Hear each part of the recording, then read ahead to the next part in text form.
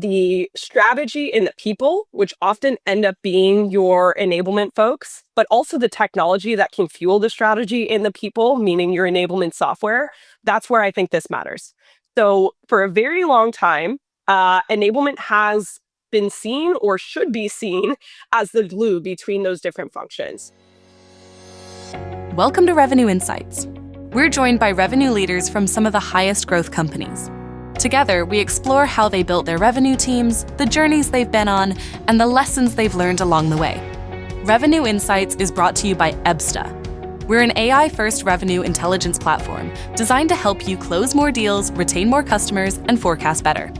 Enjoy the podcast. Hello, everybody. On today's episode of the Revenue Insights podcast, we are thrilled to have Vanessa Metcalf, the VP of Global Revenue Enablement at Showpad, joining us. With over 18 years of experience in sales enablement, and strategic operations, Vanessa has a proven track record of building and transforming teams, driving revenue growth, and enabling organizations to thrive in a fast-paced environments. She's passionate about leveraging data, AI, and customer-first mindset to craft enablement strategies that deliver tangible results. Today, we'll explore how Vanessa's approach to sales has shaped her career and the impact it's had on the businesses that she's worked with. Welcome to the show, Vanessa. Thank you so much, Guy. That was such a nice introduction. I don't think I even wrote that for you. So thank you for that. And pleasure to be here. Thank you for having me. Well, let's jump straight in, Vanessa. So you've had an impressive career across various leadership roles in revenue enablement. Can you share a bit about your journey and what inspired you to pursue a career in sales enablement? Absolutely. Yeah. So I started out, I think, as many of us in revenue enablement, sales enablement, whatever you might call it. Some folks are actually moving away from that term completely and moving more into go-to-market strategy or revenue productivity, efficiency, et cetera. So I know that word has different meanings for different organizations, but I started out as many of us in that space do, which was by carrying a bag. So I was in sales for a little while, loved it, rose to the ranks pretty quickly, made the P clubs, etc.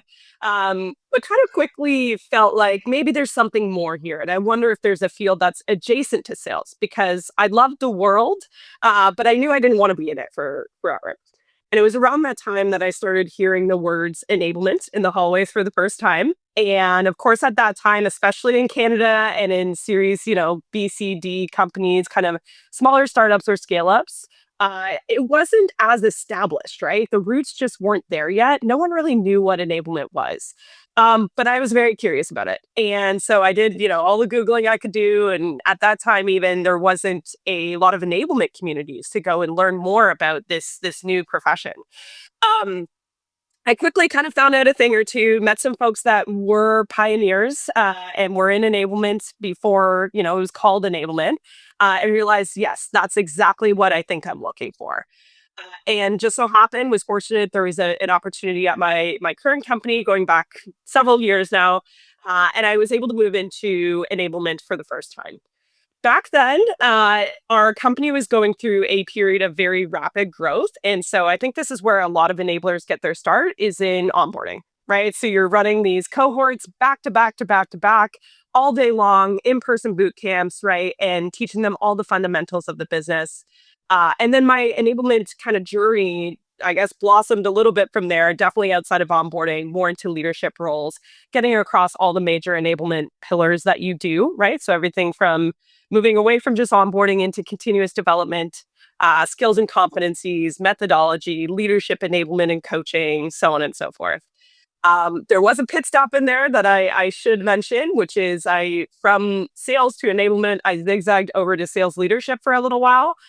And I was super grateful for that experience, right? Because it helps provide empathy for what a frontline leader goes through every single day.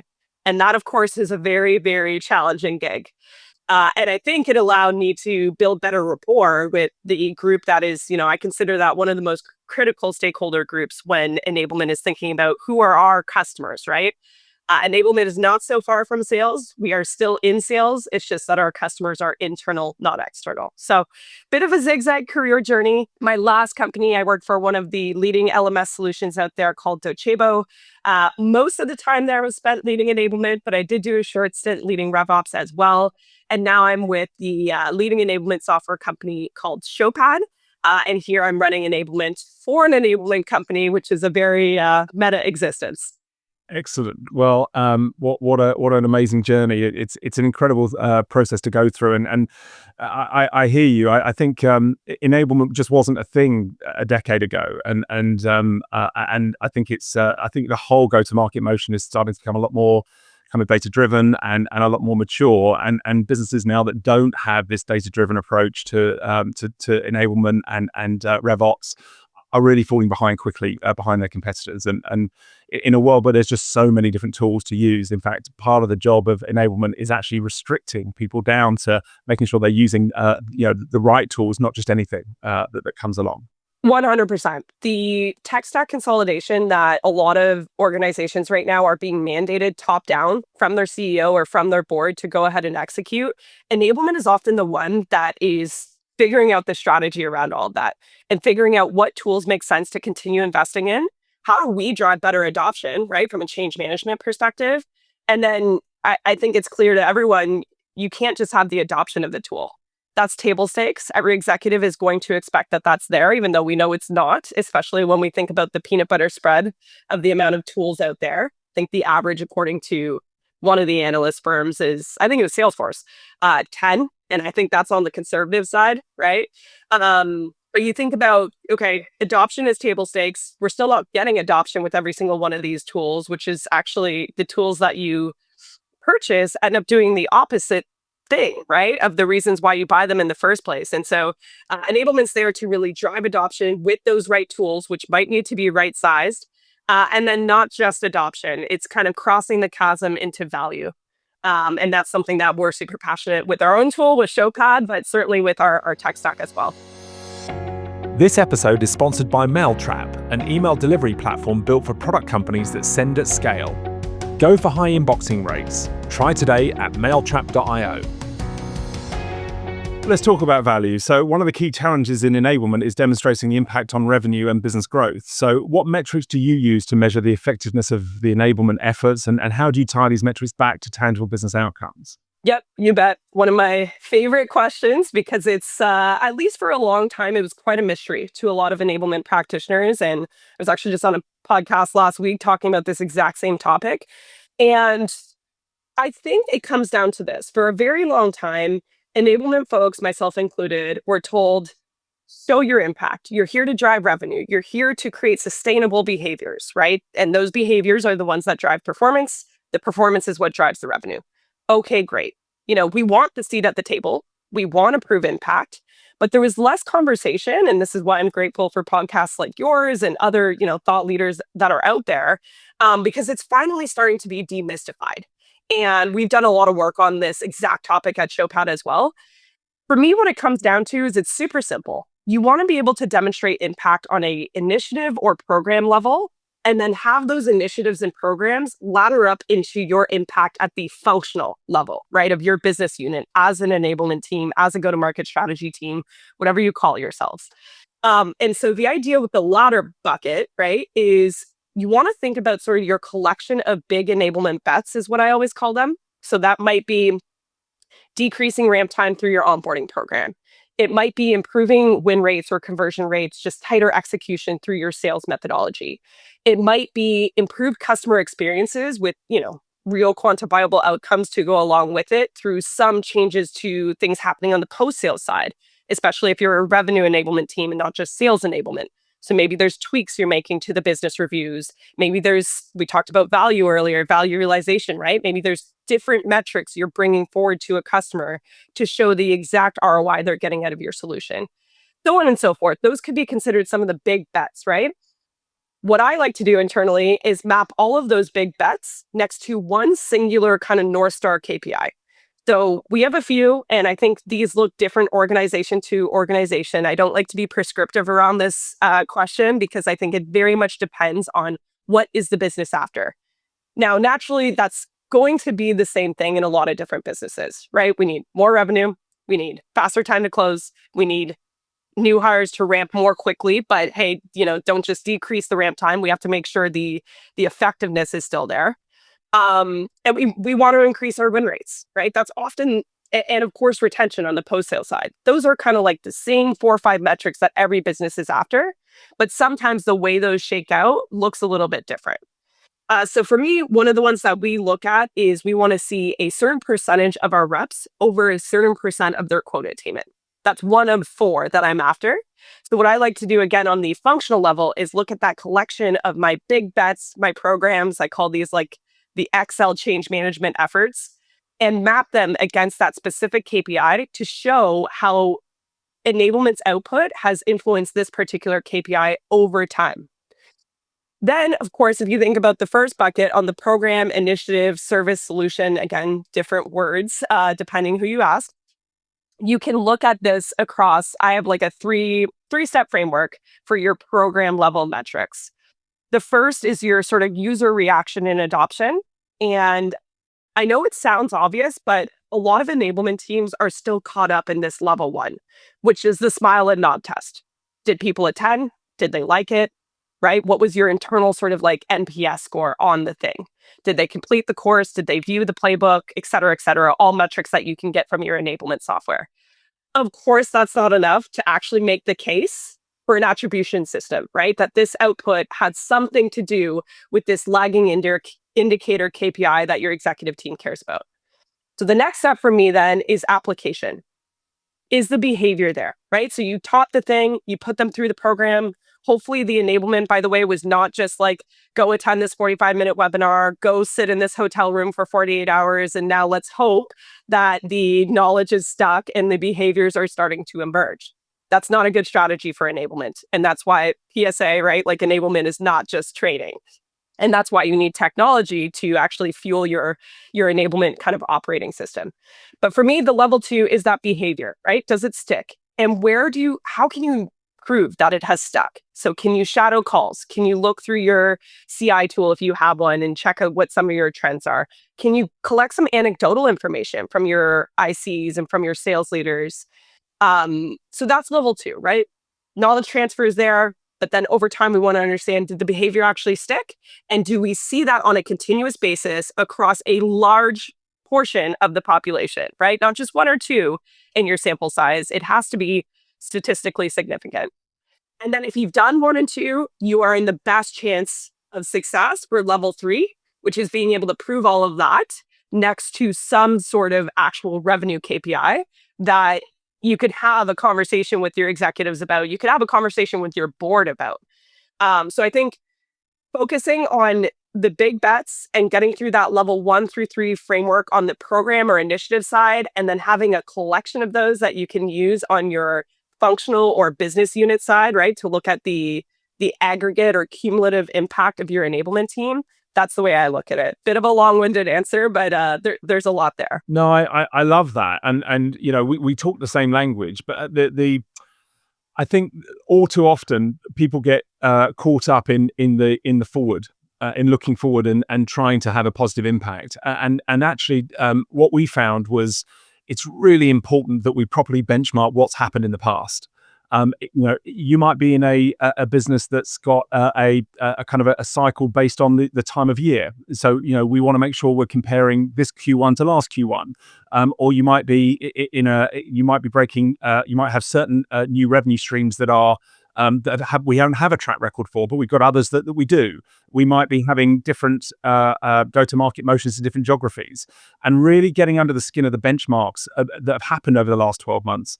It's like anything. You invest that time in getting that infrastructure right, getting that benchmarking and the clarity around what's actually taken place in the past, so that you understand if you've actually had a positive impact or not. So no, I absolutely buy into that. We recently launched our own what we call Revenue Insights as a Service, which is a plug and play kind of report that we can deliver back to our customers. And the first report we deliver goes back 12 months, and it shows it's effectively an audit of your whole go-to-market motion. And for us, what we found is that to have an impact, you need a combination of 4 things. You need data, insights, technology, and change. And while we solve the data challenges and we deliver the insights and the technology, we're not change agents. And so you need that sales enablement, that RevOps function, or growth consultant that's really understanding what those benchmarks, they're able to use those benchmarks to actually drive the right behavior and understand what are those top performers doing differently to everybody else, and how can we make it super easy for everybody else to follow what those top performers are doing. Because while salespeople really can be very difficult to train and to get them to work your way, when you show them in kind of picture format how they can win more, suddenly, that gets the change that you want. And if we can make it simple for them to understand and take away all the admin burden from their responsibility, because frankly, salespeople aren't very good at it anyway, all of a sudden they blossom. And you see very quickly the salespeople that are open to change are able to very quickly start having similar outcomes to what the A players have been doing now for a while. That's right. Yeah, no, I couldn't agree more. I think to the latter part of what you said, a phrase that we are using internally at Showpad is like, we want to automate everything except the best parts of selling. And the best parts of selling require a human, right? So when we think about CRM automation and some of the admin work you mentioned there, I mean, some sellers are better than others, but I've never met a single seller that absolutely loves to spend their time that way. And if they do, maybe sales isn't the right fit for them anyways. So it's all about how do we give some of these sellers more time back in their day to focus on the right thing? How do we feed them the right signals to know who to go after and then how to actually go after them in an effective way, and then automate a lot of that process throughout the whole sales funnel. Yeah, I absolutely buy into that. I think we do a benchmark report every year, and we saw that the top performers are spending nearly 50% of their time customer facing, and we know that relationships drive revenue, right? So the more relationships you build, guess what? The more money you make. But the B players are spending less than 2 hours a day, and they're just being busy on stuff that's just not moving the bar. And then when you add to that we know that about half of all sales processes end with no decision at all, and then half of the balance end with a closed lost outcome. So only 25% of the deals that we're working on, roughly speaking, depending on the organization, end in a positive close won outcome. And we also realize that the deals that close lost spend twice as long in process as the deals that close won.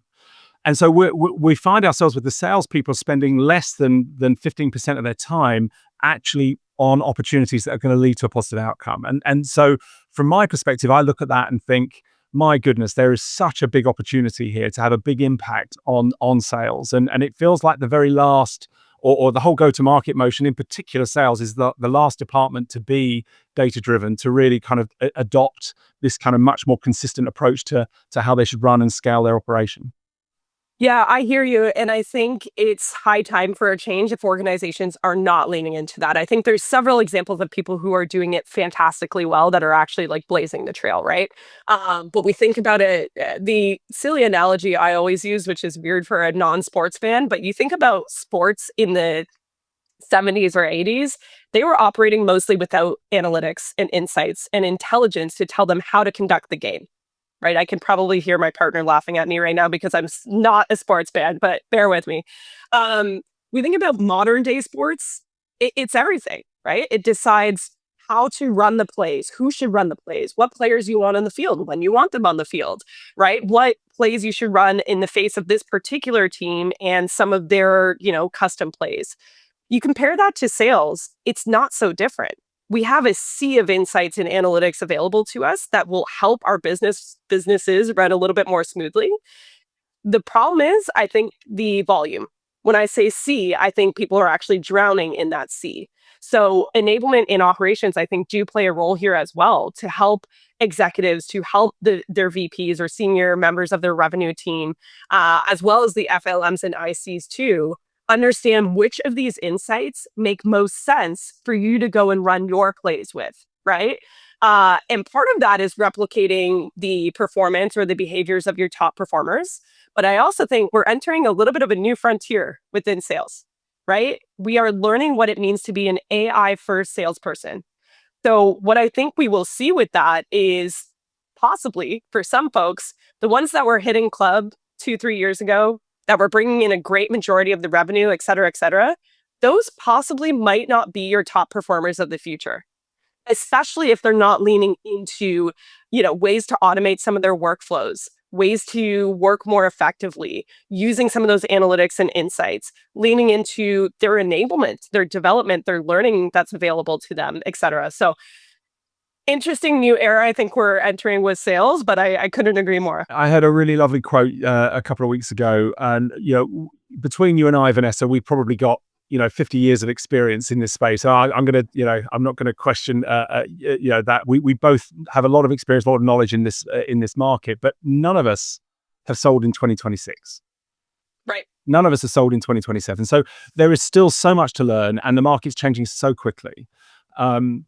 I've got so many other questions I want to go through with you. So let me keep going. Yeah, please. I want to ask you, one of the challenges we see time and time again is alignment between sales, marketing, and success. So how do you ensure that alignment and to execute on a kind of cohesive and effective enablement strategy across all the teams?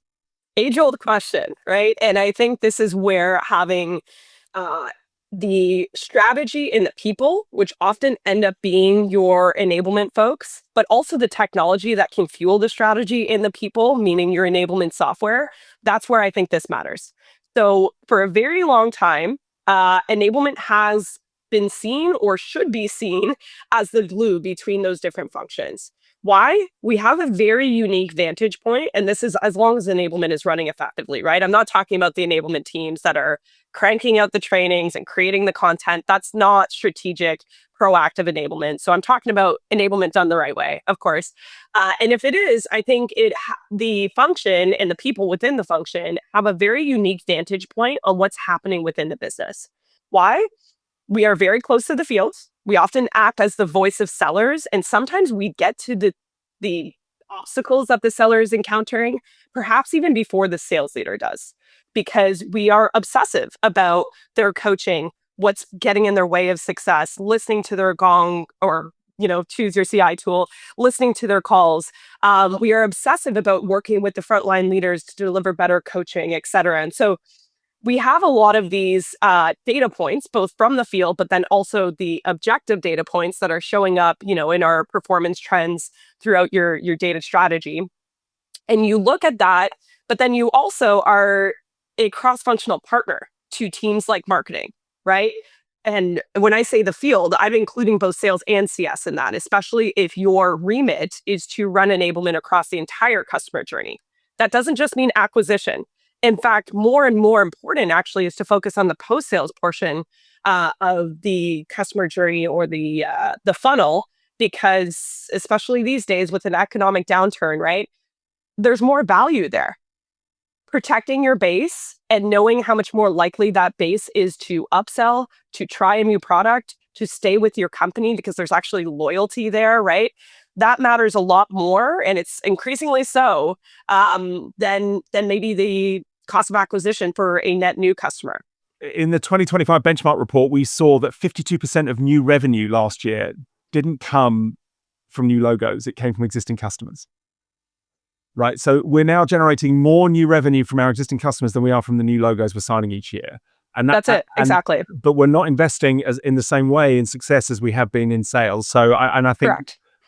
There's a big opportunity there to lean into the existing customer base. 100%. And of course, enablement is just one of those places that you can invest, but it's really important actually that we over rotate. I think this is a correction that needs to be made because, to your point, a lot of investment has been made on the pre-sales side, whether that's marketing, whether that's, events, et cetera, but that includes enablement. And so it's time for that kind of transformation for equal, minimally equal, if not maybe, like I said, a bit of an over rotation on the post-sale side. So absolutely agree with you there. To round out my answer in your first question, I would say that's what allows us to be a unique but critical player in the mix of creating these bridges between sales and CS, the field, right? So your go-to-market, customer-facing, quota-bearing teams, and marketing as well. We have to make sure that marketing gets enablement as a reinforcer, a multiplier of what they're putting out there. At the same time, you want to make sure enablement is also a bit of a vetting mechanism, not just for marketing, for any player, right? The competition for the field's attention is as fierce as ever, especially when we think about how hard selling in this economy is and how hard it will continue to be, to your point, if none of us have done it in 2026. So that's what I would say. We need to be the bridge between those things, and we need to make sure we're helping each of these teams future-proof as well. And do you see that who does enablement report to? Do you have individual enablement specialists reporting to sales, marketing, success, or is its own department that reports up to CRO? What are you seeing working? Got you. So this might be the easiest question that you ask me all day. Enablement needs to report into whoever is responsible for revenue. Why? Because we are a reflection of that. We too are responsible for revenue. That is our entire purpose of existence. The second, enablement is not directly tied to revenue. That's when you can see disproportional emphasis on maybe content creation or driving marketing efforts forward. I've even learned of some enablement teams that are reporting into HR or finance, right? Which is a very interesting setup. So that one I think is tried and tested. I don't think it's contested anymore with the amount of enablement teams that are out there and the lessons learned. It has to report into revenue. Now, the way this works looks a little bit different organization by organization. So like the size, the size matters, and then the setup of the organization matters as well. We have some very large customers where enablement is decentralized, either by customer segment, by region, whatever the case may be. So I think whether it's centralized or decentralized is another part of the question. And sometimes it'll report into like a strategy or operations or growth, or for a lot of our customers, there's a unit called commercial excellence, which oversees enablement and operations and strategy, and sometimes things like compensation, pricing, etc. So the setup always looks different. If you look at more sort of mid-market scale-up companies, it's very easy. It should just be a direct line to your CRO. So I think it has to be directly connected or a very close dotted line to revenue, but certainly enablement shouldn't report into marketing, to HR, to finance. Yeah, no, I definitely buy into that. I think one of the biggest challenges is that not more often than not, but at least in a lot of examples, we see that the CRO isn't really the CRO. They're really a VP of sales. And that can cause real challenges because the VP of sales is just interested in signing new logos, while the CRO is interested in lifetime value of the customer and making sure they're the right logos that actually serve the business. And I'm not sure it's necessarily the CRO's fault, but they end up in this, they get the title, and then before you know it, they're being asked to focus just on almost carrying a bag themselves, and it's and I think businesses really need to have that discipline and bringing in a CRO is a strategic role, and it needs to have that overall responsibility across the board. Otherwise, you're just not ready for the CRO. Yep, agree. So nothing to add there. There we go. Good. All right. So as we look ahead to 2026, how do you see AI transforming go-to-market strategies, and what role do you think AI will play in driving more efficiency and effectiveness in go-to-market operations? Sure. So many things there. And I would also be curious your perspective too, Guy. So I think first let's answer the question of like, how do we see AI transforming a lot of what enablement has done? There's so many, we could do a 3-hour podcast on this alone, right? But a few things that come to mind for me is like, first of all, the enablement teams that are still stuck in legacy enablement, and legacy enablement being defined as event-based, fully training to the point of like internally, they might be called sales trainers, right?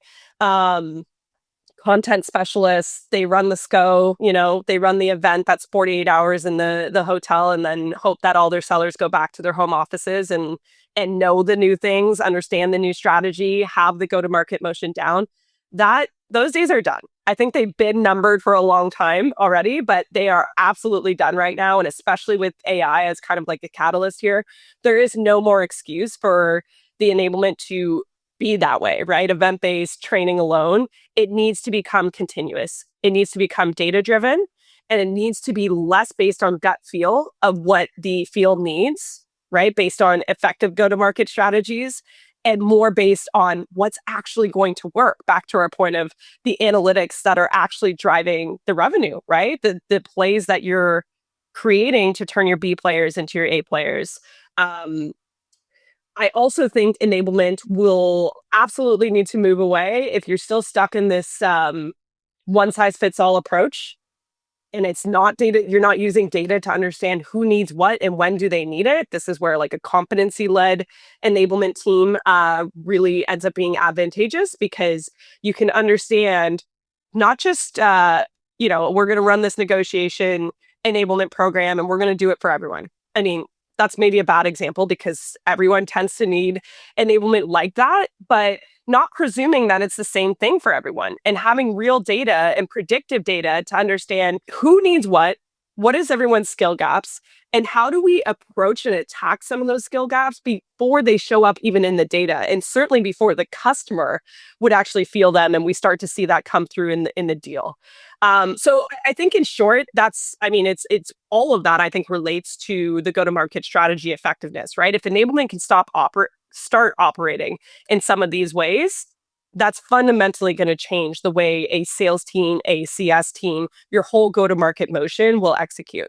Yeah, I think I buy into all of that. I think the lens I try and look through when I'm thinking about AI-driven tools or technologies or techniques is really whether this is going to increase or decrease the amount of minutes our sellers are spending in front of and building relationships with our prospects and customers.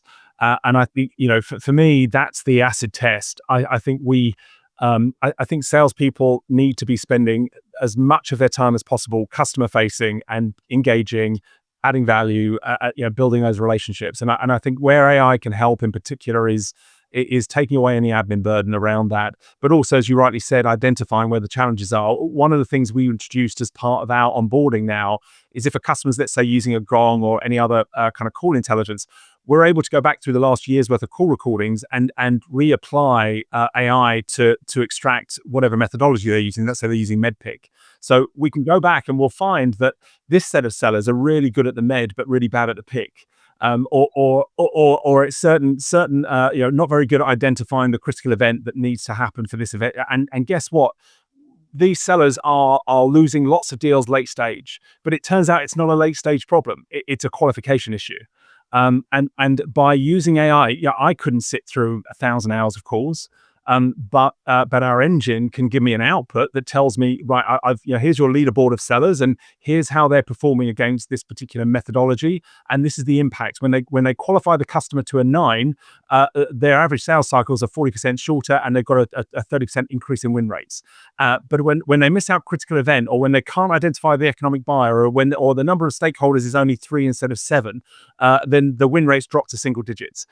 And AI is able to crunch through so much data and give us that visibility. And so our job is to top and tail that, right? We need to make sure that the AI's got the right data to analyze in the first place. So fixing that data, and one of the things we really focus on with our relationship intelligence product is really trying to make sure that the data is something that we can rely and trust in the first place. And then on the other side, it's the interpretation of that. So making it super easy and kind of turning it into pictures that everyone can buy in and go, that's why I keep losing those late stage deals. It turns out I'm skipping through that stage 2 of the sales cycle, for example. Yeah. No, it's like, what is a data point without it being distilled into an insight that people can take action on? And if people don't understand the aggregate impact of some of these data points and then what to do about it, and that's where enablement comes in, right? You can have a lot of data points that tell you many different things about your organization, some good, some bad, some ugly. And if no one is taking action and creating the programs that will fundamentally change that behavior, then what does it matter anyways? You can have all sorts of data that tells you all sorts of different stories. You need those change makers, change agents, as you mentioned earlier, Guy, to create the programs that are actually going to shift the dynamic and create these performance levers for your business that allows organizations to get to that next kind of stage of growth and scale. And so the other thing that I think about when I get asked a question similar to the one you asked with, like, what is AI going to do to enablement, to sales leaders, to sellers themselves, and how does all of that translate into the way we go to market? I think about, first of all, where are we all draining time right now, right? What are the business problems that we actually could solve through automation, through AI? And so you think about an enablement team, just example that comes top of mind. For new hires, most enablement teams are spending a lot of time with new hires. And by the way, keep spending time with your new hires. It's not like AI is here and then you get to disappear and AI does all the work. That's a fundamentally bad strategy, right? That's a bad use of AI. But what it can do is, can it help you automate some of the role plays, let's say, that you're using to get some field assurance that this person's ready to go, give them their book of business, get them on site, et cetera. So that's one place. For sales leaders, they should, I think this is a chronic issue actually, but they should be spending a lot of time in coaching. So is there parts of the coaching program that AI can automate, not replace, but automate some of it? There's still, I mean, we need human coaches, not just AI coaches, right? But that's another place. And then you think about the sellers themselves, they spend too much time on non-meaningful tasks, even if you are a top player and you have that balance to your point earlier, right? So we think about CRM automation. Haven't met a single seller that loves to update Salesforce and really deeply cares about their Salesforce hygiene. But also for our sellers that are, looking to prepare and add value to their customer interactions, be them virtual or in person. The old way is there's a lot of time spent looking for the right things. So Showpad just recently introduced this thing called AI powered search. It's going to dynamically scan every single thing that's in your enablement software, be that a document, an FAQ, a video, right? And give you the answers right there.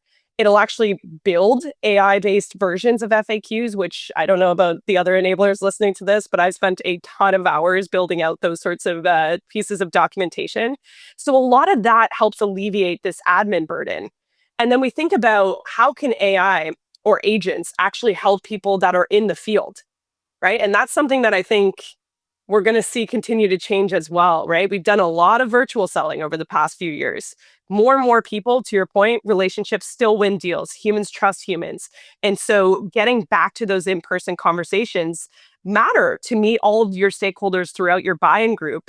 But as we're doing that, sellers need an assistant. And now that we have AI, guess what? Everyone gets to be a boss. Everyone got promoted. Your new employee is your AI agents.